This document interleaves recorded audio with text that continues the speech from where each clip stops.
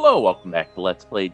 Almost said Jane's Fighters Anthology, but no, welcome back as we play the Journeyman Project 2, Buried in Time. We have one final time zone to visit, and that is Chichén Itzá. Mission briefing. Chichén Itzá. Sometime around 1000 AD, the ancient Mayan civilization of the Yucatan Peninsula began to die out for reasons yet unknown.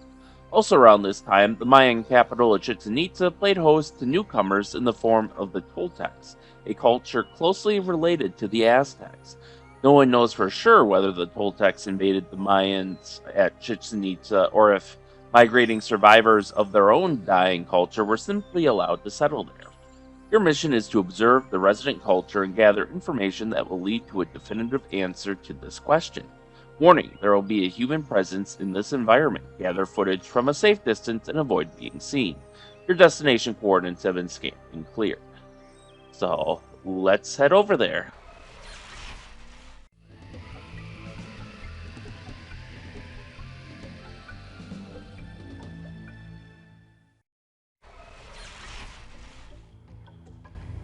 That huge pyramid is the Castillo. It's dedicated to Kukulkan, who was the Mayan equivalent of the Aztec serpent god Quetzalcoatl. The structure behind it is the Temple of the Warriors. Now, the El Castillo and a couple of the other structures here actually still exist to this day. This is probably the most famous one that shows up whenever you search for Chichén Itzá. But a couple of the others still have their ruins,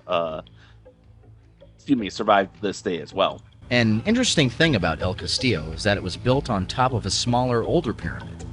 In fact, some of the other Mayan pyramids have been built over the previous pyramid as many as 6 times, with the old temple still remaining underneath. I would guess that we're standing on the High Priest's grave pyramid. Historians have theorized that before it was a tomb, it was used for some other ceremonial purpose. Oops, I must not have my numlock on or something. The pelota field.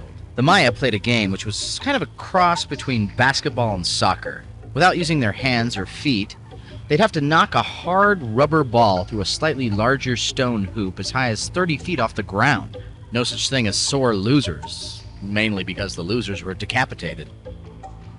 Overlooking the ball court is the Temple of the Jaguars, which also function as box seats for the royalty. And despite the fact that it said there was people, you won't actually see them, even if you walk down this pyramid, which apparently must be high up enough that they can't see us either. But, which is a little unfortunate. I would have liked to see people like in the other time zones, but oh well. That square building over there is the Casa Colorada. Historians believe it was the house of the High Priest. That's a chalk mold. They were pretty common in Chichén Itzá. Generally, if you wanted to be accepted by the gods, you'd place an offering in the chalk mule's hands. I've only seen pictures of them facing away from the temple. I wonder why this one's facing inward. No, he's actually correct. If you do look it up, they always face away. So the fact that this one was facing inwards is supposed to be kind of a... Really? There we go. It's supposed to be a clue of sorts. So yeah, you get the human presence warning, but they're 500 meters ahead. Oh, that explains it. So they're a half kilometer out. I think this relief is depicting a lower priest or supplicant to the priesthood making an offering to the water god. Now, if I'm not mistaken, that symbol represents a cave inside a mountain. The Toltecs believe that the underworld was entered through a cave. And this time zone, we're going to get a lot of use out of our translator biochip. Those are Mayan hieroglyphs. They had a pretty sophisticated pictograph writing system. Unfortunately, my Mayan's a little rusty right now. So this one says, libations must be made to the lords of the night to gain passage into the realms of the underworld. And yeah, not much to look up because it's just sky, unlike the other time zones where there was generally something to see. And I think also, if you look at the Google satellite imagery of Chichén Itzá, I think this layout is pretty accurate too, to what the real layout is. So if you really wanted to, you could correlate the positions of these other structures and where we are relative to them to find what the in like what the real life location would be for this pyramid, which I don't know if this one actually exists or not. If it does, it's been completely destroyed, I think. That circular building is the Caracol, which means snail. The Maya built it as an astronomical observatory. They'd line up the sun and moon through rectangular slits in its walls to identify important days like the summer and winter solstices. Behind the observatory is the Casa de las Monjas, or nunnery. And we can look around a bit more, and we have another pictogram or picture, hieroglyph, whatever, or the word is I'm trying to look for. Gage, look at this. This is a representation of one of the 9 trials of the underworld. That's definitely Tezcatlipoca, the Toltec god of war. The legend says that when a person died, their soul would have to travel through 8 levels of the underworld en route to the Deadland. On each one, they'd have to pass a trial given by the god that ruled that level. After passing all of the trials, they'd be allowed into the Deadland, where they spend eternity without joy or suffering. And then we have another thing up here. A supplicant must prove his worth by passing the trials in the underworld. I think there were actually... Arthur might have misspoke there. I thought there were... I know there's 9 lords of the underworld. I don't know if there were 8 or 9 trials, though. I thought somewhere else it says 9 trials, but I could be mistaken. I remember as a kid I wanted to leave here and visit all these other places, but of course you can't. Because it hasn't been designed into the game. This is a little hard to see, but I think it's a depiction of a ceremony. It looks like a priest or supplicant is making an offering to a god. Probably the god of wealth, for reasons you'll see later. Only after passing the trials may a supplicant gain counsel with the gods to pay homage. Words. Alright, so we can look here. There's some messages you might get, but because we technically already solved the puzzle already, Arthur's not going to give them to us. This looks like an ordainment ceremony. That guy with his head lowered is probably a supplicant to the priesthood who's just passed his rite of initiation. It seems like these scenes are showing ceremonies that take place in this temple. It was destroyed long before anyone had a chance to record any of these murals, so we're the very first ones to see what it might have been used for. Which is pretty cool. Homage must be paid to 4 lords of the night before the layman is allowed to touch the holy vessel of ordainment. And here, the holy vessel contains the breath of Itzamna. To touch the holy vessel is to become a vessel of the word of Itzamna. Keep that in mind, that's going to be important. This is a list of some sort. I'm not sure what it represents, but each column seems to end with a date. And these are actually a list of Mayan holy days. So you can see, where is it? The 3 tree, that's for the god of fire. And that's the code we used before because it's the simplest code. And I suppose it's also the easiest for them to correct once they find out what you've done. Considering that the priests are wearing their best jaguar hides, I'd say this scene is depicting a pretty important religious ceremony. And then, did we read this one yet? I don't think so. The Chacmol grants entrance to the underworld only on sacred days. This is a Mayan ceremonial calendar. The larger disc has 20 month names inscribed in it, and the smaller one numbers the days. When they're spun, they make a month-day combination where they meet. If you do the math, that's 260 different combinations, each of which represent a day of the ceremonial year. Historians think that certain days of the ceremonial year were reserved for honoring the gods with human sacrifices, bloodletting, and other fun rainy day activities. Hey, what can you say? I guess the Mayans can be summed up with one simple word: fun. And if you zoom in, you can see what this actually reads with the, yep, there's the same mistake I made last time. So now we have it set to 3 tree.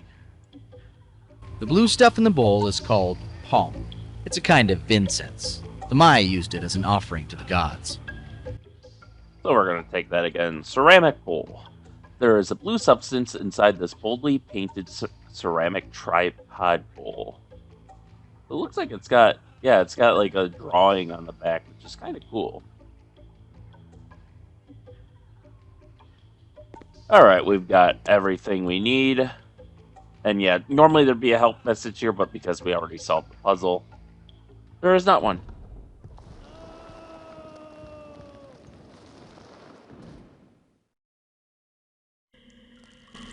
I knew that archaeologists found a series of natural caverns underneath this pyramid, but I don't think anyone's ever been able to figure out what they were used for. The Maya believe that the underworld was entered through a cave, so it's a good bet that that's what this place represented to them. Judging from what we've seen, I'd say that this is some sort of proving grounds, probably for supplicants to the priesthood. And considering that their word for the underworld was Sibalba, which literally means place of fright, I'll bet this was no funhouse. And if you remember way back to the INN News Network stories, one of the links we followed talked about this place and also mentioned the fact that Sibalba translates to place of fright. As I recall, the Mayan heavens in the underworld were usually represented as a 13-step pyramid on top of an upside-down 9-step pyramid, with the earth as a flat plane in between. The 13 gods of the heavens ruled the daytime, and the 9 gods of the underworld the night. That's why they called them the Lords of the Night. Their heavens were pretty exclusive. Only certain people like sacrifice victims and children were let in. The underworld was for everyone else. Anyone that didn't get into heaven would have to make the journey through the 9 levels of the underworld to the Deadland, which was ruled over by the god of death. All right, and we can look around a bit. That skeleton isn't exactly fresh. They've obviously been using these caverns for a long time. Either that or they left it here for foreshadowing. Yeah, unfortunately, this zone shares a lot of the same problems as Da Vinci Zone. It's going to be darker. Arthur's going to be talking quieter, and the ambient noise is a bit louder, especially for the first trial. Skull from Cavern. This is a skull from a skeleton found in the natural subterranean caverns below Chichén Itzá. And actually, even after this game, they found more natural caverns below Chichén Itzá, among other places. And I believe among a lot of old South American cities, native South American cities. Well, we're not getting out the way we came in. The opening of that shaft we fell down is at least 4 meters above us. I guess that's the idea. No other way but forward. I just hope there's another way out of here. Yeah, so that's, I believe, 12 feet, roughly, in English units for English people.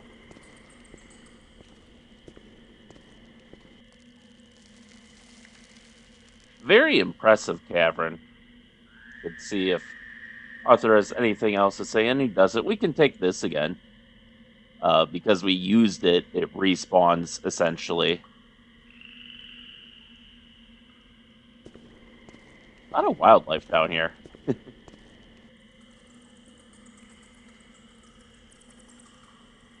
actually, the first trial is further than I remember. But then, it's been a little while since I've done this.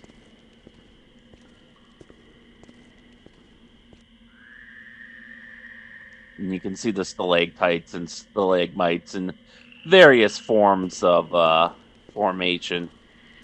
So here we got 2 trials. If we go to the left is one, and if we go to the right is the other. We're going to do this one first. He gives help. We don't need help. Here we can read, only those who have conquered their demons are welcomed in the presence of the God of War. And if you recall, the God of War was one of the murals on the outside of the temple. Realm of the War God. Make an offering to pass. And this is where I'm going to save because of all the stability issues we've been having lately. And I'm a little bit paranoid. So, put that down. And you got to think, what would make a good offering for the War God? You can put in most things in your inventory.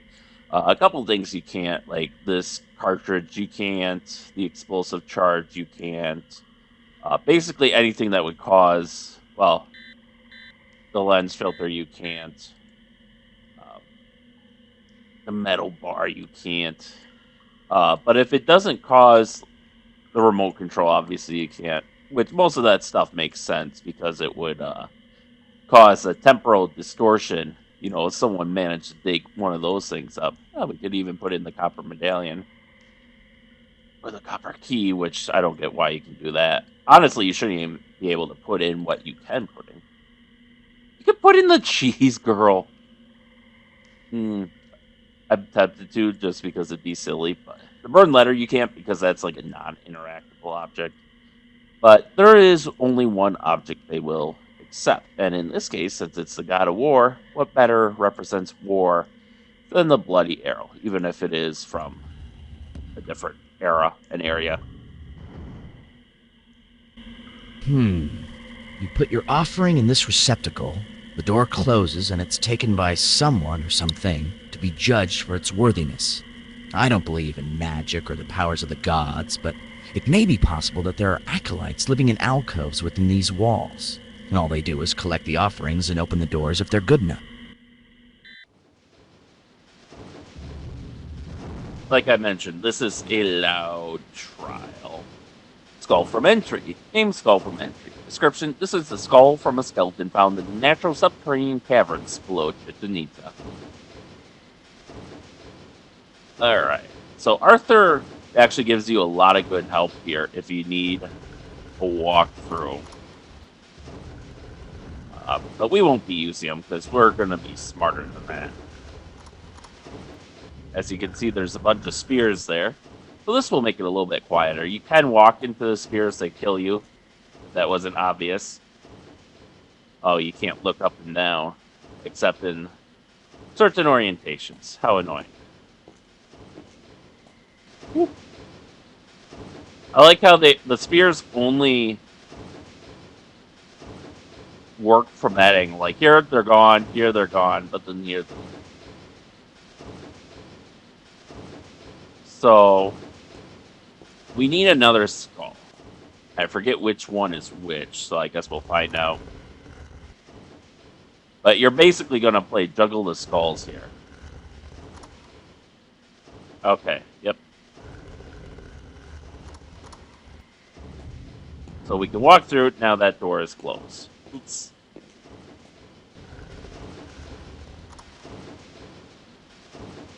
Oh, we actually got pretty far. So let's see what this one does. Well, that opens up the door we just came back from. Doesn't really help us now. So let's open this guy up. There we go, and that stops the spears. Which makes it nice and quiet. And hey, another skull, which is great. Skull from Spear Room. This is a skull from a skeleton found in the natural subterranean caverns below Chichén Itzá. And actually, I believe it doesn't. I think it's down. I thought it was on him, but I think if you didn't pick up the copper medallion in the cave, I believe he's wearing one, or he's supposed to be wearing one. It doesn't show up for us because we already have one. But now, what we can do is let's put this one here. So that'll open up the... no, give me my skull back. So, oops. Yeah, we want to go this way. The spears are back, and that's fine. We can stop them later. But what we want to do is put a skull in here, because this actually opens the door on the far end. Oh. And now, since we don't need that door held open anymore, God damn it, we can use this one to stop the skulls. Or the skulls. The spears. And you'll see, now that we've solved the puzzle, Arthur has no help for you.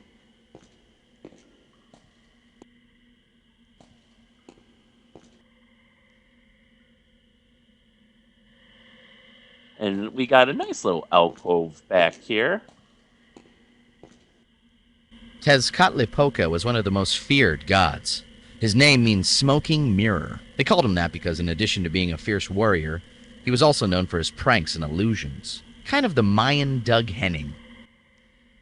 All right, and we can see here the war god Tezcatlipoca. This chamber seems to be set up as a prayer room. There's an image of the god directly opposite his altar, but no signs of blood suggest that the altar is used in sacrifices, which means that it's probably used for more benign offerings. If I had a nose, I believe I would smell incense.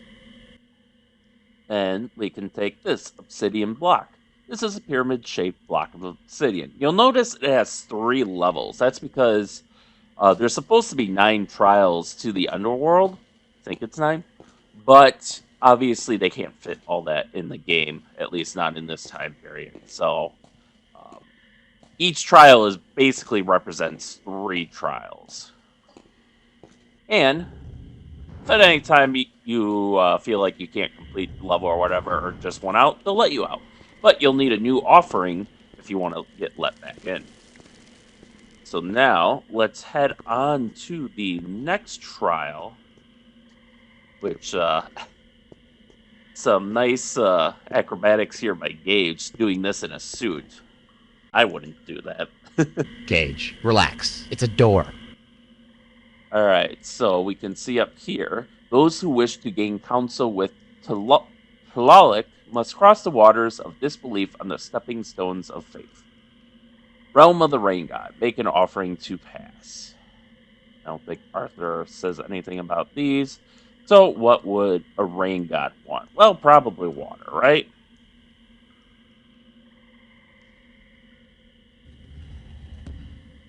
And somehow they vacuumed it up.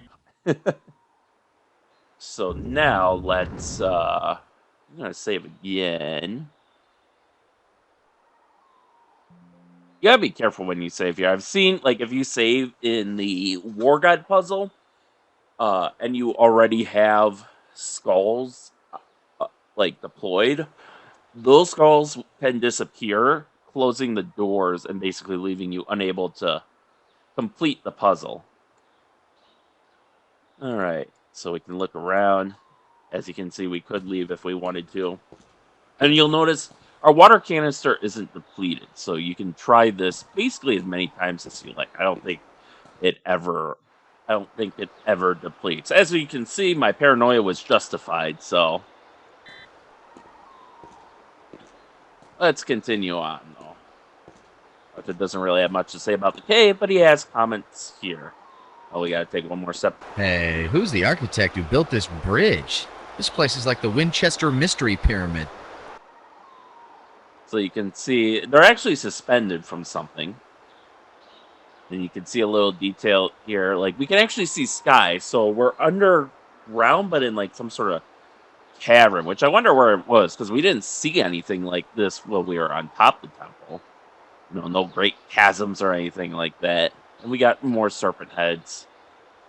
Anything up here? No.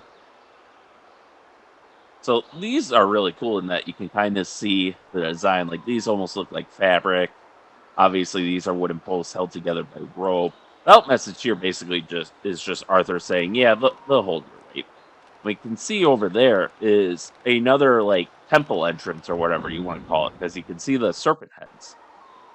Well, that sounded like something got triggered. You can see the river down there. But let's head back. Yep, something got triggered. Ah, very clever, Glasshammer. This is a pretty elaborate contraption. The Maya were amazingly advanced, but I never would have imagined this level of mechanical engineering. From the sound of it, there's a water wheel down below. It's driving this whole mechanism. That tells me that there must have been a particular season for these priesthood initiation trials. Part of the reason the rain god was so important to the Maya was that the Yucatan was susceptible to drought. If we'd arrived a few months later, there would have been little more than a trickle to drive these platforms. So this is basically a timing puzzle, but it's pretty wide. you basically just want to move when it's centered on your screen. You'll notice you lock on pretty quickly. Whee!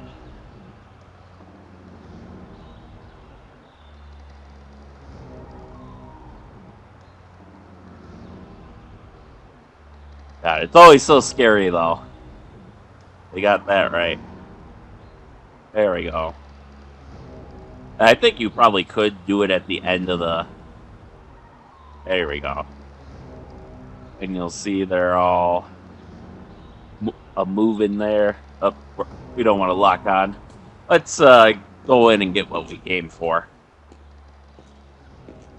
But it's a very fun area, even if it does make my heart...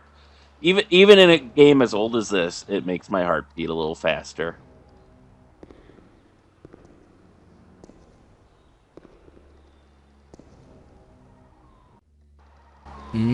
He's pretty. That would be Tlaloc, the rain god. And up here it says the rain god Tlaloc, as you might have expected. So this is a limestone block. This is a pyramid-shaped block of limestone. Notice it has 3 steps. And you'll notice this cave actually has water in it. Now, if you are super scared of the puzzle, you can actually just jump out here and then put the bowl in the chalk mold and come down again, so that way you don't have to repeat it. But since we're doing this in one go, or trying to at least, we're going to... there we go. We're just going to come back the way we came.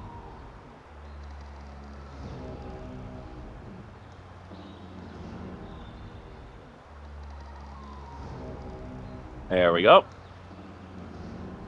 Lock on and go. Yeah, if you miss, you fall into the chasm below and die. Which, you might have expected as much. There we go.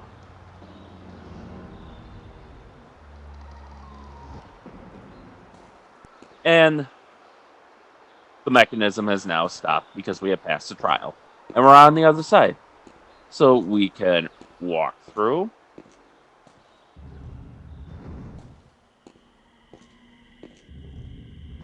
And we're going to save again because I'm paranoid, but justifiably paranoid. And yeah, you can just come down these steps too. Whee. Such dexterity. Alright, let's bring Arthur back out and continue onwards. Now, we actually, you'll notice it diverges into 2 paths again. Well, not again. Last time it was technically 4, as we were at an intersection. But this is the next one we want to go to. Hey, nice door. Didn't I see Bob Vila make one of these on this old pyramid? Alright, so those who will represent the god of wealth must turn their backs to worldly possessions and lower their heads in humility. Realm of the wealth god, make an offering to pass. Alright. Well, we do have an offering, even though it should cause at least a temporal ripple. But we have these gold coins from Chateau Gaillard.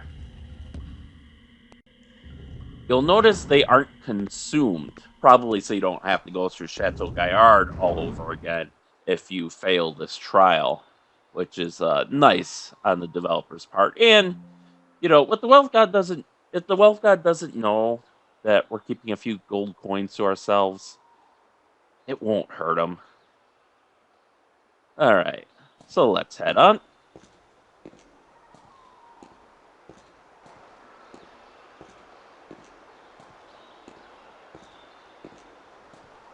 Ooh, rope bridge. Very dangerous. You go first.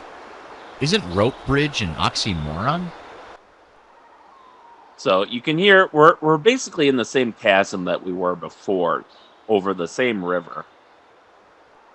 Does this say anything? No, but it looks nice. You don't have a reason really to look at these, but they are nice. Alright, so let's cross the bridge. what the hell is going on with the compression here in like the dark side of the display. And we stop at the midpoint. Hey, look, flowing water. So it's coming from that direction because it looks like it's falling and then flowing downwards. So actually, that I wonder if that's flowing down from the from the contraption that's powering the water trial. Ooh, look, the shiny roof. Man, this place looks like something Wayne Newton would wear around his neck. And we have another thing that we can't translate. You can go in here. It is a trap, though. This door will close behind you, and you'll be stuck in there with the skeletons, which are supposed to be the clue that, hey, don't go in here. It's not a death, because, well, ordinarily, a normal person would be unable to get out and would thus starve or die of dehydration. We can just jump out and try again. But if we lower our heads and if we turn our backs on wealth, lower our heads like we have now, you'll notice there's an outcropping down there with a temple entrance. So that is where the real temple lies.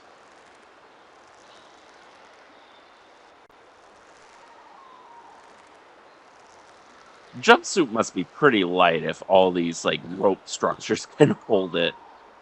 So this is where the rope from the Da Vinci Studio comes into use.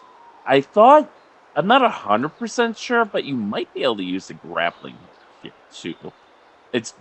I'd have to check. I could have sworn like I missed the coil of rope and thus was able to use the grappling hook, but I'm not 100% sure.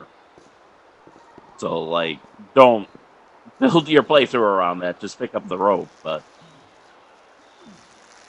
logically, you'd think you'd be able to, because this is less than 15 meters. I think that's how long the rope was, and the claws should be able to get in the thing. I think it still looks like hey, the wealth god symbol thing again. And I think it still looks the same as far as like the animation and whatnot. Now let's go in.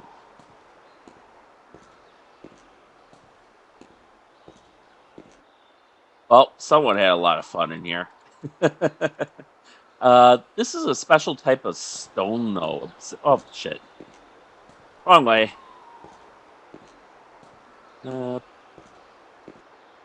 Alright, let's go back in. Weird how it looks like, depending on how you look at it, it can look like white or blue. Or like a light blue. So this is the wealth god Tepeolocolto. I can't say that. Hey, wow, nice work. Do you have any idea how difficult it is to carve stone? And all these guys had to work with were primitive stone tools and a spirograph. This is a jade block. This is a pyramid-shaped block of jade. You'll notice another 3 steps. So this is all jade in the walls, I think.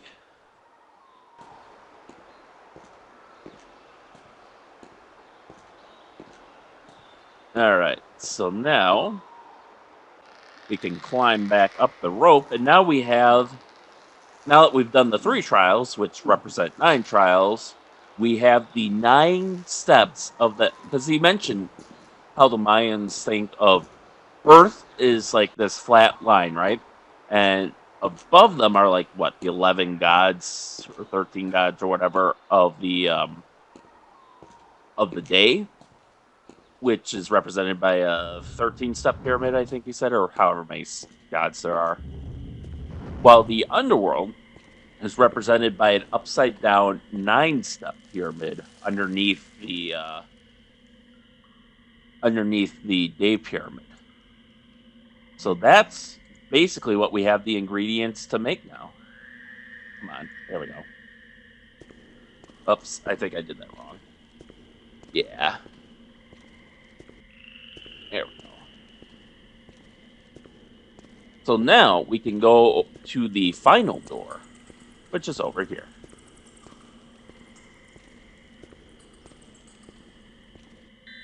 Temporal anachronism detected within immediate vicinity. Use evidence chip to locate. Well, it's right there.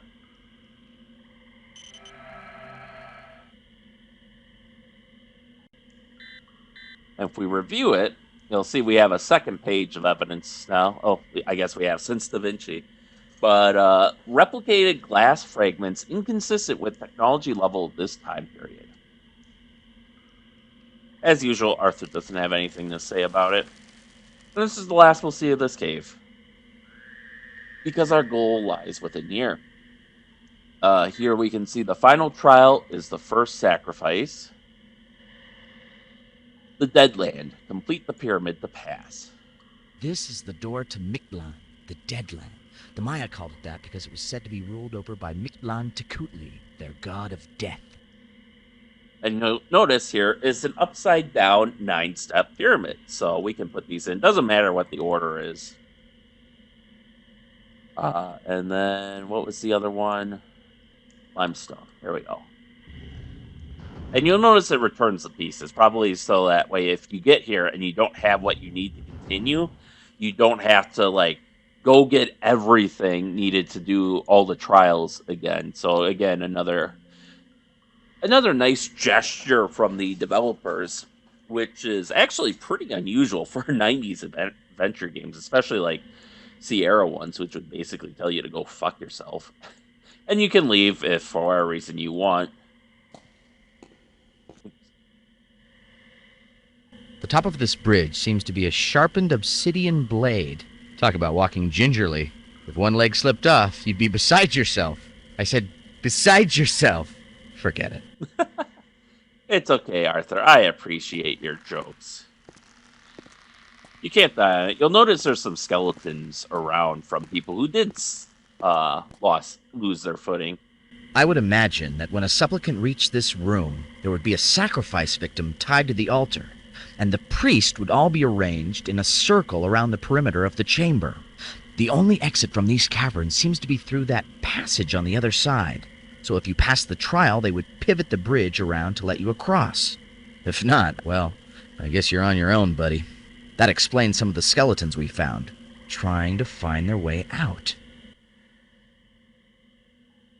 My. Snakes, snakes, and more snakes. These guys were really obsessed. Hate to be the guy who had to carve all those. He must have been sick of them by the end. So you can see there is like this outer ring that the second bridge goes to. Because they weren't expecting us, they obviously don't have a sacrifice ready for us. And because there's no one's ready for us, we can't use the bridge. So, another temporal anachronism. It's the blood. Which, if we review the evidence, again, Arthur has no comment, this is the last piece of secondary evidence. Traces of synthetic blood inconsistent with technology level of this time period. So there's the exit that Arthur's talking about. That unfortunately we don't get to see what's beyond it. We can't even zoom in to read that. Although it would probably say like the dead god Tezcatlipoca or whatever his name, or sorry, Mictlan Tepoca, I think his name was.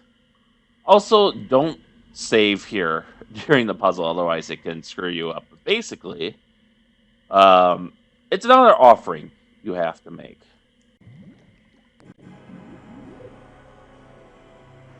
And here's the Mayan puzzle box. And there's another temporal anachronism. Okay, I think help is just him telling you, hey, be careful, everyone who's opened this has died because of poison needles. And this is where, if you remember way back to the beginning of the time zone, when I said pay attention to what's written. When you walk in the temple, you do a 180 and you look up. That is the password for the puzzle box. The Breath of Itzamna.